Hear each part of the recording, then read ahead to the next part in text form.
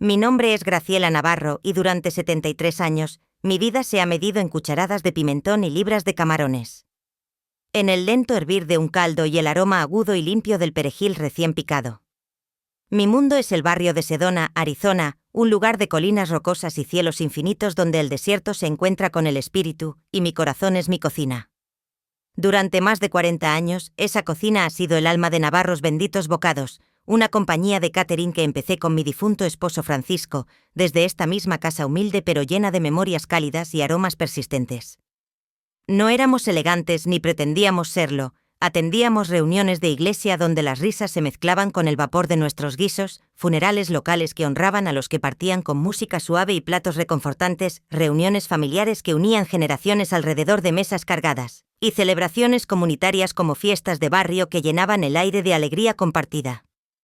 Cocinábamos la comida de nuestra gente, comida alma criolla con influencias del desierto y tradiciones ancestrales, platos que llevaban las historias de nuestros ancestros desde lejanas tierras hasta los platos de nuestra comunidad, evocando memorias de migraciones, luchas y victorias colectivas. El corazón de nuestra cocina, la cosa que hacía que los ojos de la gente se pusieran en blanco de placer puro y profundo, era nuestro secreto bien guardado, un tesoro transmitido oralmente para preservar su esencia. Era una receta pasada de mi tatarabuela, una mujer sabia que conocía las antiguas formas de las hierbas y especias que curaban el cuerpo y el alma. Era una mezcla compleja de 20 especias que llamábamos nuestro polvo criollo, un polvo que combinaba notas picantes, dulces y ahumadas en una sinfonía perfecta de sabores que evocaba el calor del sol del desierto y la frescura de las noches estrelladas. Una mezcla tan perfectamente equilibrada que podía hacerte llorar de emoción, recordándote sabores de la infancia o momentos felices compartidos alrededor de fogatas familiares. Pero el polvo era solo la mitad de la historia, la parte tangible que se podía medir y pesar con precisión. El verdadero secreto, la parte que nunca se escribió para evitar que se perdiera su magia, era la base sobre la que se construía todo, un proceso que mi abuela me enseñó mano a mano mientras el viento del desierto susurraba fuera de la ventana. Un proceso que llamaba Ansen, la palabra criolla para juntos, simbolizando la unión de ingredientes, tiempos y emociones en una danza armoniosa. Era un roux negro único, el alma de nuestra cocina, hecho no con harina y mantequilla comunes, sino con harina de maíz molida a piedra que daba una textura terrosa y profunda, y un aceite de nuez especial renderizado en casa, tostado lento durante horas hasta que adquiría el color de una noche sin luna, infundido con hojas de laurel frescas que aportaban un aroma herbal y una hierba fragante silvestre que sabía encontrar en las partes tranquilas del desierto, donde las rocas rojas guardaban secretos antiguos y el aire seco preservaba las esencias. El Ansen era el espíritu, la esencia invisible que infundía vida a cada plato con un toque de magia colectiva. El polvo criollo era el cuerpo, la estructura visible que se podía replicar. Juntos eran magia pura, una alquimia que transformaba ingredientes simples en experiencias inolvidables que unían a las personas en momentos de celebración o consuelo. Durante años fui la guardiana de esa magia, velando por ella como una sacerdotisa en un templo del desierto, asegurándome de que cada plato llevara el sello de nuestra herencia. Pero a los 73, mis manos habían empezado a doler con el peso de los años acumulados, las articulaciones protestando después de décadas de remover ollas pesadas y picar verduras interminables bajo el sol abrasador, y las largas horas de pie sobre una estufa caliente estaban cobrando su precio, dejando mi cuerpo exhausto al final del día con un cansancio que se filtraba hasta los huesos. Era hora, decidí después de muchas noches de reflexión solitaria bajo las estrellas del desierto, de asegurar el legado para que perdurara más allá de mí, transmitiendo no solo recetas, sino el espíritu que las animaba. Mi hijo Roberto era el futuro, el heredero natural que había crecido en esa misma cocina, absorbiendo aromas y lecciones. A los 50 era brillante, ambicioso y armado con un MBA recién obtenido de Tulane, una universidad que lo había moldeado en un hombre de números precisos y estrategias calculadas. Había regresado a Sedona con fuego en los ojos, lleno de charlas sobre escalar el negocio a niveles nacionales, aprovechar nuestra marca para llegar a mercados más amplios y otras palabras que no entendía completamente como escalabilidad operativa y posicionamiento estratégico en el mercado. Era un buen chico, mi Roberto, con un corazón que en el fondo aún recordaba las lecciones de humildad de su infancia en las colinas rocosas, pero tenía un hambre voraz por un mundo más allá de Sedona, un mundo de oportunidades que prometía riqueza material y reconocimiento social. Un mundo de oficinas con paredes de vidrio reflectante y trajes caros que contrastaban con las calles polvorientas y caóticas de nuestro barrio. Tenía una nueva novia también, Beatriz Salgado, una mujer aguda y resbaladiza que parecía salida de una revista de moda urbana, con una sonrisa tan brillante y dura como un diamante que cortaba el aire con precisión. Era una consultora de marketing con experiencia en grandes corporaciones multinacionales, y miraba nuestro pequeño negocio de catering no como una institución comunitaria llena de historia y conexiones humanas profundas, sino como una marca local anticuada con potencial global sin explotar, un diamante en bruto que podía pulir para brillar en el mercado competitivo. Ella y Roberto tenían conversaciones susurradas y excitadas en mi mesa de cocina, con sus laptops abiertas como portales a un futuro distante y prometedor, sus rostros iluminados por el brillo frío de hojas de cálculo y gráficos de análisis de mercado que trazaban curvas ascendentes de ganancias proyectadas con optimismo calculado. Veían una mina de oro oculta en nuestras recetas caseras, un tesoro que podía ser empaquetado, patentado y vendido a masas ansiosas. Yo veía un legado vivo, algo que se transmitía de corazón a corazón en momentos compartidos, no de balance a balance en informes financieros. Una tarde lluviosa de martes, con el cielo gris descargando una tormenta rara que hacía que el desierto se llenara de charcos reflectantes y el aroma de tierra mojada invadiera el aire, decidí que había llegado el momento de pasar la antorcha. Llamé a Roberto a la cocina, donde el vapor de las ollas creaba una atmósfera casi mística y reconfortante. El aire estaba espeso con el aroma de un gumbo hirviendo a fuego lento, un recordatorio de las comidas familiares que nos habían unido en tiempos buenos y malos.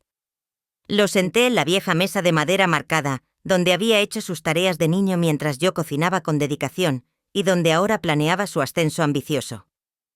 De una caja cerrada donde guardaba mis papeles importantes, como certificados de nacimiento y cartas antiguas llenas de amor, saqué una pequeña tarjeta de receta amarillenta, desgastada por el tiempo pero preciosa como un relicario familiar. En ella, en mi propia cursiva cuidadosa y temblorosa por los años, estaba la receta del polvo criollo. Cada una de las 20 especias enumeradas con precisión milimétrica, cada medida exacta que había perfeccionado a lo largo de décadas de prueba y error, cada instrucción para tostar y moler que garantizaba el equilibrio perfecto en cada uso. Roberto, comencé mi voz gruesa con la gravedad del momento, cargada de emociones que se arremolinaban como el vapor en la habitación cálida. Esto es más que una receta simple, esta es nuestra historia tejida en cada grano de especia, un tapiz de vidas entrelazadas. Este es el viaje de tu tatarabuela desde Haití en una botella, el eco de sus pasos valientes en tierras extranjeras. Este es el sudor de tu padre, que trabajó incansablemente para construir esto con sus manos callosas, y el amor de tu madre, que ha vertido su alma en cada plato servido con cariño. Este es el corazón de nuestro negocio, el pulso que lo mantiene vivo y vibrante. Coloqué la tarjeta en su mano y sentí un temblor al soltarla, como si estuviera entregando una parte irreemplazable de mí misma al mundo. Sus dedos, tan acostumbrados a la superficie fría y lisa de un smartphone moderno, se cerraron alrededor del cartoncillo cálido, casi reverentemente reconociendo el peso simbólico. La miró absorbiendo las palabras con atención, luego levantó la vista hacia mí, sus ojos brillando con una mezcla de profundo y ambición ardiente que me hizo sentir un leve escalofrío de preocupación, aunque no lo admití en ese instante. Te estoy confiando esto, hijo, dije, mi voz baja y seria, enfatizando cada palabra como un juramento solemne. Te estoy confiando el alma de nuestra familia, el fuego que nos ha mantenido unidos a través de tormentas del desierto y celebraciones bajo las estrellas. El negocio es tuyo para liderar ahora, para llevarlo hacia adelante con el respeto y la integridad que merece. Aún estaré aquí para cocinar, para guiarte con las lecciones que solo el tiempo y la experiencia pueden enseñar, pero tú eres el jefe. Es tu momento de llevar la antorcha, de iluminar el camino para las generaciones venideras con honor. Se puso de pie y me abrazó, un abrazo raro y sincero que me recordó al niño inocente que había sido, antes de que el mundo lo endureciera con sus ambiciones y presiones. No te decepcionaré, mamá, susurró en mi oído, su voz temblando ligeramente con una emoción que parecía genuina. Voy a hacer el nombre Navarro famoso en todo el mundo, a expandirlo más allá de lo que imaginamos. Voy a hacerte orgullosa y honraré todo lo que has construido con dedicación. Le creí en ese instante porque quería creerlo con todo mi corazón, porque una madre siempre ve lo mejor en su hijo, incluso cuando las sombras de duda acechan. Miré a mi hijo guapo y educado con su postura erguida y su mirada determinada que reflejaba años de estudio, y vi el futuro desplegándose como un banquete abundante y prometedor. Vi la culminación de generaciones de trabajo duro, de sacrificios silenciosos y noches sin dormir dedicadas a un sueño compartido. Vi a un chico que tomaría nuestro humilde legado, forjado en la humildad de nuestra cocina casera bajo el sol del desierto, y lo elevaría a alturas que ni Federico ni yo habíamos soñado en nuestras noches de planificación. Le había dado el cuerpo de nuestro secreto, la receta escrita que podía ser replicada y escalada en producción, la parte que un hombre con un MBA podía entender y cuantificar en términos de eficiencia y ganancias. El alma, el Ansen, se lo enseñaría con el tiempo, justo como mi abuela me había enseñado a mí en aquellas tardes largas donde el sol se filtraba a través de las persianas polvorientas y el aroma del roux llenaba el aire como un secreto compartido en susurros. Era un proceso que no podía aprenderse de una tarjeta amarillenta desgastada, sino solo a través de la paciencia infinita, del tacto intuitivo desarrollado por años de práctica conjunta, del tiempo pasado juntos sobre una estufa caliente, observando cómo los ingredientes se transformaban bajo el calor constante en algo mayor que la suma de sus partes. No tenía idea de que en su mente la transacción ya estaba completa, sellada como un contrato corporativo irrevocable. Le había dado la propiedad intelectual, el activo tangible que podía ser patentado, empaquetado y vendido en masa. Pensé que estaba pasando un legado vivo y respirante, algo que crecía con cada generación en unión. Él pensó que le estaba entregando las llaves del reino, un reino que podía gobernar solo, sin necesidad de la reina madre que lo había criado, y no tenía intención de compartir el trono con nadie, ni siquiera conmigo, su creadora. La transformación comenzó casi inmediatamente después de ese momento emotivo y cargado, como si el abrazo hubiera sido solo un formalismo necesario antes de la toma de control absoluta. No fue una evolución orgánica lenta, donde el nuevo se fusiona con lo viejo en armonía respetuosa. Fue un golpe corporativo rápido y despiadado, donde el pasado fue barrido para hacer espacio al futuro ambicioso en una limpieza fría. Mi Roberto con Beatriz susurrando en su oído consejos astutos y calculados que lo guiaban hacia la rentabilidad, no estaba interesado en honrar el pasado con reverencia y gratitud. Estaba interesado en monetizarlo, en extraer cada gota de valor financiero sin importar el costo emocional o cultural que dejara atrás. La primera víctima fue el nombre Navarros Benditos Bocados, un nombre que evocaba imágenes de bendiciones familiares, de mesas compartidas con amor y de una fe profunda en la comunidad que nos sostenía. Un nombre que hablaba de familia, fe y comunidad en cada sílaba resonante, fue considerado demasiado folclórico y limitante por Beatriz, quien veía en él un ancla al pasado que impedía el vuelo hacia el éxito moderno y lucrativo. Una mañana soleada y calurosa, entré en la cocina para encontrar a Roberto al teléfono con un diseñador gráfico de renombre nacional, finalizando un nuevo logo que prometía ser contemporáneo y atractivo para el mercado millennial y Gen Z. Una semana después, con una presentación dramática que incluía proyecciones en la pared de la cocina y gráficos animados, reveló la nueva marca con fanfarria. Ahora éramos Recocina Criolla, un nombre que sonaba impersonal y corporativo, despojado de la calidez personal que había definido nuestro negocio durante décadas. El logo era un diseño minimalista estéril de un cuchillo de chef y un tenedor cruzados como espadas en una batalla simbólica, con las iniciales RE en una fuente sans serif afilada y fría, como el filo de una navaja que corta lo superfluo. Mi nombre es Graciela, lleno de gracia y vida. El nombre de mi esposo Francisco, que evocaba francos intercambios de amor y trabajo conjunto. Nuestra identidad misma había sido reducida a una inicial abstracta y vacía, borrando las raíces profundas que nos habían sostenido a través de sequías y lluvias. Es limpio, mamá, explicó Roberto, notando la mirada de dolor y confusión en mi rostro, intentando convencerse a sí mismo tanto como a mí con argumentos racionales. Es upscale, sofisticado para atraer a clientes de alto poder adquisitivo que buscan experiencias premium. Benditos Bocados suena como una venta de pasteles de iglesia en un barrio olvidado, algo pintoresco pero no rentable en el mundo competitivo actual. Recocina Criolla suena como una marca premium, lista para conquistar mercados internacionales y generar ingresos sustanciales. Es sobre percepción, sobre cómo nos ven los inversores, los consumidores y los críticos. La marca cálida y acogedora que habíamos construido durante 40 años, ladrillo por ladrillo de confianza y sabor auténtico, fue reemplazada de la noche a la mañana, como si nunca hubiera existido más que como un recuerdo borroso. Nuestros menús escritos a mano, con anotaciones personales y dibujos de platos caseros que invitaban a la nostalgia, fueron reemplazados por tarjetas grises elegantes con fuente minimalista y precios inflados que alienaban a nuestros clientes leales de toda la vida.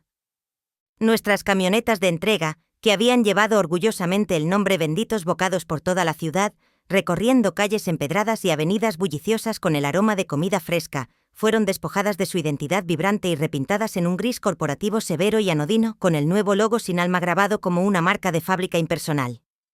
Luego vinieron los clientes, los verdaderos pilares de nuestro éxito duradero, los que habían hecho de nuestro negocio un pilar comunitario. Durante décadas, nuestro pan de cada día habían sido la gente de Sedona, los vecinos que nos conocían por nombre y nos confiaban sus celebraciones más íntimas y personales. Atendíamos el repaso después del funeral de la señora Domínguez, una mujer que había conocido a mi madre y compartido historias de la vieja Haití bajo las estrellas del desierto. Atendíamos la recaudación anual para la banda de marcha de la escuela secundaria local, donde los jóvenes tocaban ritmos que resonaban con el pulso de nuestra herencia cultural. Atendíamos baby showers llenos de esperanza y alegría, aniversarios que celebraban el amor duradero a través de los años, y fiestas de barrio que unían a todos en un tapiz de alegría colectiva y solidaridad.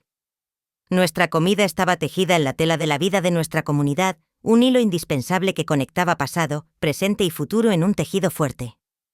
Roberto, guiado por el plan de marketing de Beatriz, que veía números fríos donde yo veía rostros cálidos y familiares, vio esto como una debilidad estructural que limitaba el crecimiento. Los márgenes son demasiado bajos, mamá, decía con frustración creciente, apuntando a una hoja de cálculo en su laptop que graficaba ganancias y pérdidas como si fueran meros datos abstractos, no vidas tocadas y alimentadas. Estamos gastando demasiado tiempo y recursos en trabajos pequeños que no escalan a volúmenes mayores. El dinero real está en el catering corporativo, en eventos grandes que generan ingresos sustanciales y recurrentes. Comenzó a rechazar los viejos trabajos con una frialdad que me dolía el corazón como una herida abierta. Las reuniones de iglesia no eran rentables, argumentaba con lógica fría, ignorando cómo esos eventos habían construido nuestra reputación orgánica. Las fiestas de barrio estaban fuera de marca, decía con desdén, como si nuestra esencia pudiera ser descartada como una moda pasada y obsoleta. En cambio, usó sus conexiones de la escuela de negocios para perseguir contratos con firmas de abogados del centro, startups de tecnología llenas de jóvenes ambiciosos y organizadores de convenciones que veían la comida como un accesorio funcional, no como un arte vivo. Nuestra cocina, una vez llena del caos alegre de preparar comida para nuestros vecinos, con risas compartidas y anécdotas que fluían mientras picábamos verduras juntos, ahora era una línea de producción estéril y mecanizada para diminutos y elegantes aperitivos que parecían sacados de una revista glossy, y platos de pollo insípidos e inofensivos para almuerzos corporativos donde el sabor se sacrificaba por la presentación impecable. Nuestra cocina misma comenzó a cambiar de manera gradual pero inexorable, transformándose en algo que apenas reconocía. Aún estaba en la cocina, mis manos aún en el Roux, removiendo con el ritmo familiar que me había acompañado toda la vida como un viejo amigo, pero mi autoridad estaba siendo socavada sistemáticamente como un edificio antiguo erosionado por el viento constante del desierto. Roberto entraba con impresiones de blogs de comida hablando de gumbo deconstruido en formas modernas y técnicas sous vide que sonaban ajenas a nuestra tradición arraigada. Mamá, los clientes corporativos quieren moderno, innovador y ligero, insistía con una convicción que me hacía dudar de mis propios instintos desarrollados. No quieren comida pesada y anticuada que evoque el pasado nostálgico, necesitan algo ligero, fresco y adaptable a sus estilos de vida acelerados y salud conscientes. Necesitamos aligerarla, hacerla más fotogénica para que luzca bien en fotos de eventos corporativos y redes sociales. Beatriz era una presencia constante, casi invasiva en su entusiasmo, tomando fotos de la comida con su teléfono como si cada plato fuera una estrella de Instagram, arreglando artísticamente microgreens encima de mi creole de camarones clásico para añadir un toque visual que priorizaba la estética sobre el sabor auténtico. Todo se trata de los visuales, Graciela, decía, no un kindly pero con la condescendencia irreflexiva de la juventud que cree saber más que los años de experiencia. La gente come con los ojos primero, especialmente en Instagram, donde una imagen bien compuesta puede viralizarse y atraer miles de seguidores y potenciales clientes. Me sentía como una extraña en mi propia cocina, una reliquia de una era pasada que ya no encajaba en el esquema moderno y eficiente. La risa y camaradería de mi viejo personal de cocina, con sus bromas ligeras y recuerdos compartidos que aliviaban el trabajo duro, fueron reemplazadas por los movimientos tranquilos y eficientes de nuevos chefs que Roberto había contratado de escuelas culinarias prestigiosas. Chefs que sabían como sous vide para precisión milimétrica y consistencia, pero nunca habían aprendido el arte paciente y observador de hacer un roux apropiado, ese ritual que requería intuición desarrollada y tiempo dedicado, no solo técnica fría. Era una fantasma en mi propia cocina, observando cómo mi legado se diluía en algo irreconocible e impersonal. Roberto tenía la receta, el plan de negocios detallado con proyecciones optimistas y a Beatriz como su aliada inquebrantable en la conquista. Pensaba que no necesitaba mi alma nunca más, que podía prescindir de la esencia intangible que había hecho nuestra comida inolvidable y legendaria. El final brutal de mi trabajo de vida vino envuelto en las páginas brillantes y lustrosas de una revista nacional de comida, un medio que celebraba la innovación pero a menudo ignoraba las raíces profundas y auténticas. Beatriz, en un golpe de genio de marketing que tenía que admitir era impresionante en su astucia y efectividad, había conseguido a Roberto una característica importante en una publicación influyente. Era para Southern Plate la revista más respetada del país sobre comida y cultura culinaria, con portadas que definían tendencias y carreras en el mundo gastronómico.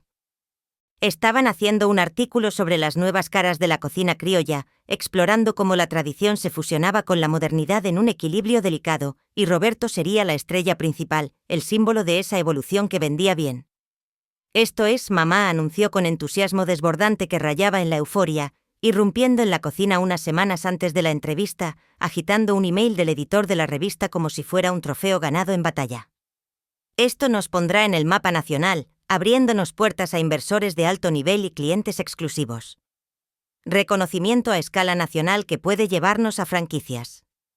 Este es el momento en que pasamos de una marca local humilde a un nombre conocido en todo el país, quizás incluso internacional con exportaciones.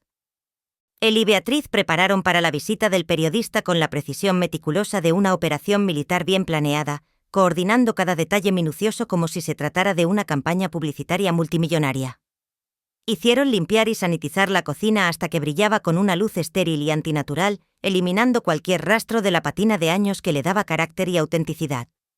Compraron nuevas ollas de cobre caras y relucientes para colgar en las paredes como decoración estratégica, añadiendo un toque de lujo visual que contrastaba sharply con la funcionalidad simple y probada de mis utensilios viejos y confiables.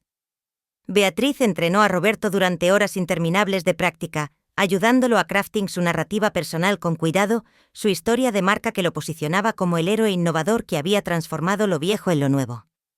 Me instruyeron estar presente para la entrevista, pero permanecer en el fondo como un elemento decorativo sutil. ¿Quieren ver el entorno auténtico y tradicional, Graciela?, había explicado Beatriz cuidadosamente con una sonrisa que no llegaba a sus ojos calculadores. Pero esta historia es sobre Roberto. Él es el visionario que lleva la tradición al futuro moderno. Tú eres la inspiración, la raíz de donde todo surgió, el fondo que añade credibilidad. La inspiración. Era reducida a un elemento pasivo en el juego de mi propia vida, un fondo estático para la estrella ascendente que brillaba con luz prestada.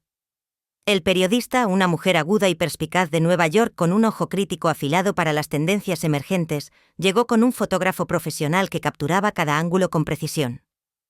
Estaba encantada por la narrativa suave y articulada de Roberto, quien hablaba con fluidez y confianza de su MBA, de las tendencias de mercado globales que evolucionaban rápidamente, de su visión para tomar los sabores rústicos y caseros de su infancia y refinarlos para un paladar moderno y exigente que buscaba innovación. Hizo sonar como si hubiera descubierto la comida de nuestra familia en algún ático olvidado y polvoso lleno de polvo y recuerdos olvidados, y la hubiera pulido él solo en una gema valiosa y comercializable con su ingenio.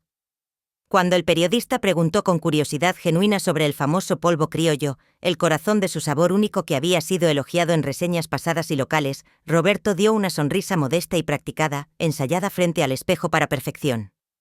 Eso es mi bebé, dijo, la mentira deslizándose de su lengua como miel dulce y pegajosa que enmascara el veneno.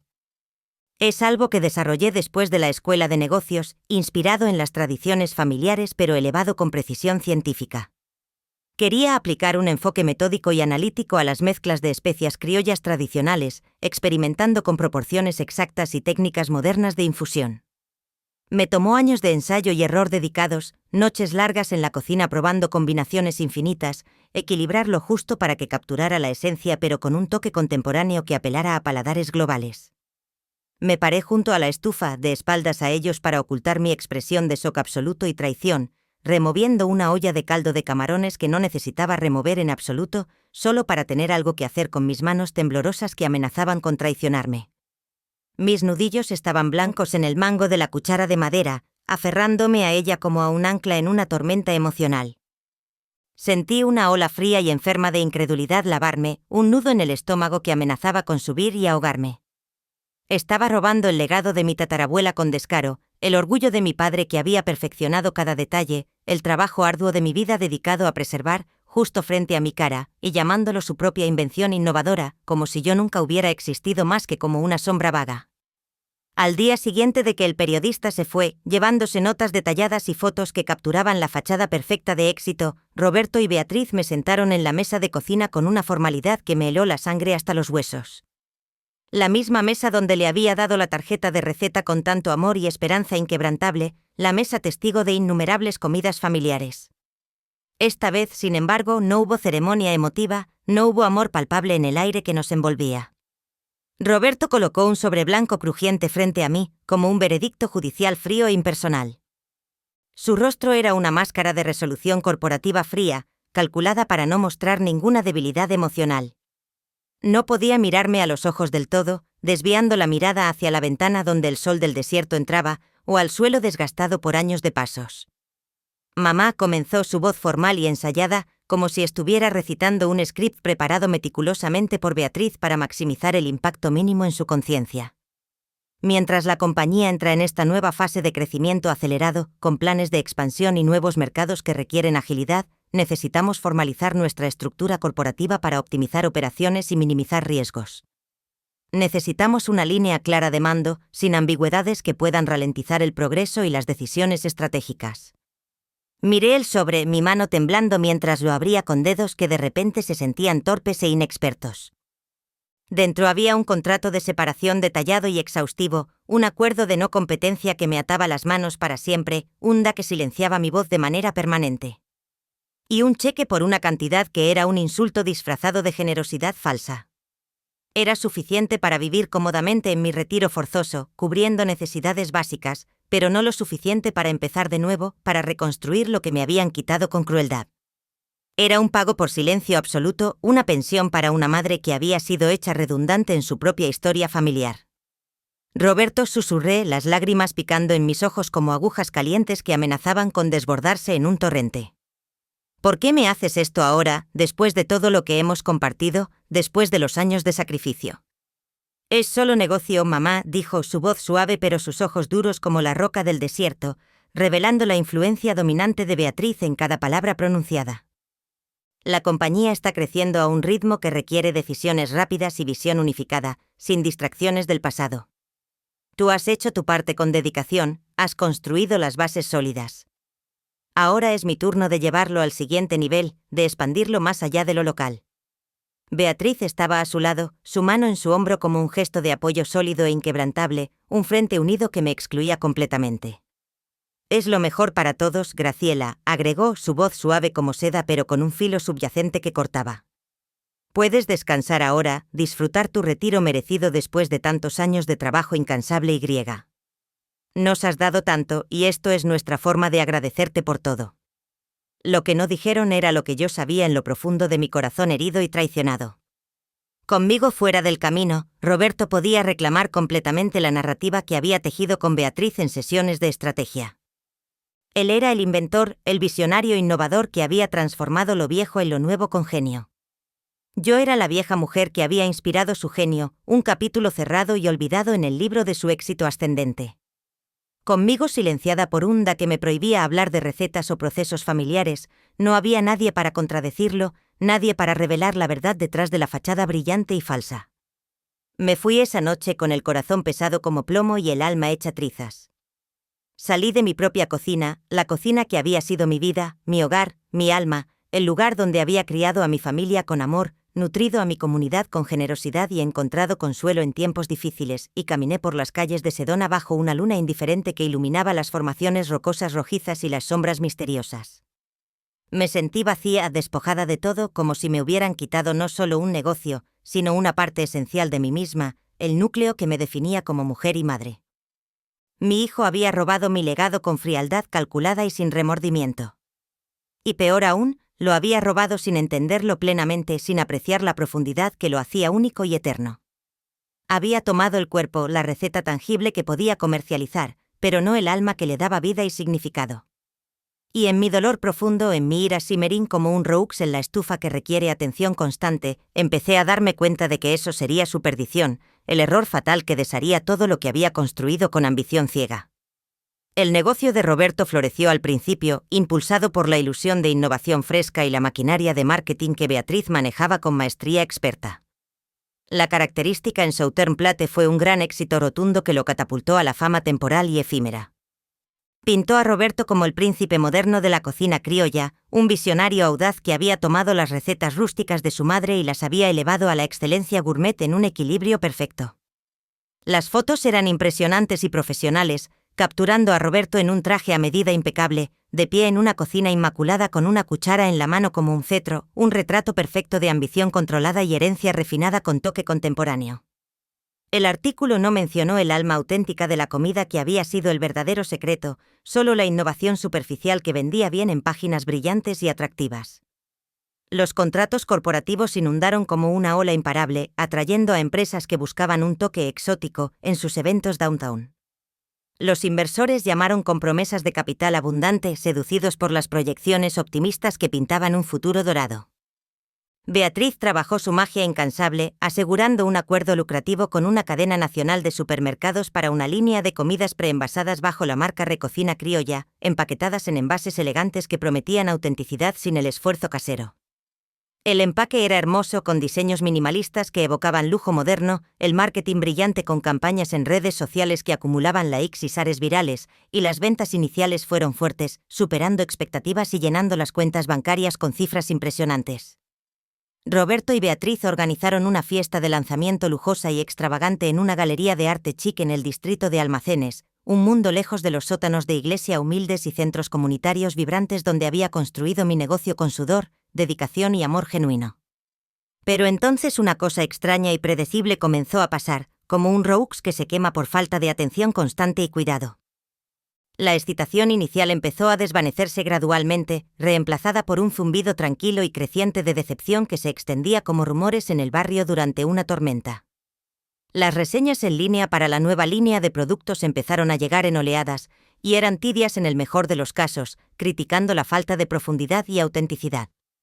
«Está bien», escribió un blogger de comida influyente con seguidores leales. «La especia está allí, presente en cada bocado, pero sabe plano y vacío, como si le faltara el corazón que lo hace memorable. Le falta la profundidad rica y laer que recuerdo de los viejos Navarro, esa capa que hacía cada bocado una experiencia sensorial completa». Otra reseña decía con honestidad brutal: «Una comida decente para entre semana, práctica pero olvidable en su mediocridad, pero le falta esa cosa especial, esa alma intangible que hacía su comida atendida legendaria y codiciada». La misma retroalimentación empezó a venir de los clientes corporativos en emails detallados y reuniones tensas, quienes se quejaban de manera profesional pero firme. La comida estaba preparada profesionalmente con precisión técnica impecable. Se entregaba a tiempo cumpliendo plazos estrictos, pero no era memorable en absoluto, no dejaba huella. No tenía el factor wow que les habían prometido en presentaciones brillantes y persuasivas, ese elemento que hacía que los eventos se destacaran y generaran buzz positivo. Era solo comida funcional y adecuada. Buena en términos técnicos, pero no grandiosa en espíritu o impacto emocional. Ciertamente no valía el precio premium que pagaban por algo que se suponía era premium y exclusivo. El problema era simple y profundo, arraigado en la esencia misma de lo que hacía nuestra cocina única e irreemplazable. Roberto tenía el cuerpo, la receta visible y replicable, pero no tenía el alma, la parte invisible que infundía vida y profundidad. Estaba produciendo en masa el polvo criollo con eficiencia industrial y máquinas, pero estaba construyendo sus sabores sobre una base de caldos comerciales insípidos y roux estándar de mantequilla y harina que carecían de carácter y historia. Estaba tratando de replicar mi comida sin el ansén, el secreto no escrito del corazón de nuestra cocina, ese proceso que requería tiempo, intuición y conexión emocional. Sabía su proceso porque lo había visto de cerca, observándolo con una mezcla de esperanza materna y preocupación creciente. Había intentado enseñarle la parte del roux unas cuantas veces, explicando cada paso con paciencia infinita, pero siempre había sido impaciente, distraído por llamadas urgentes o emails de inversores. No entendía el proceso lento y observador, los cambios sutiles en aroma y color que indicaban el momento perfecto de transformación.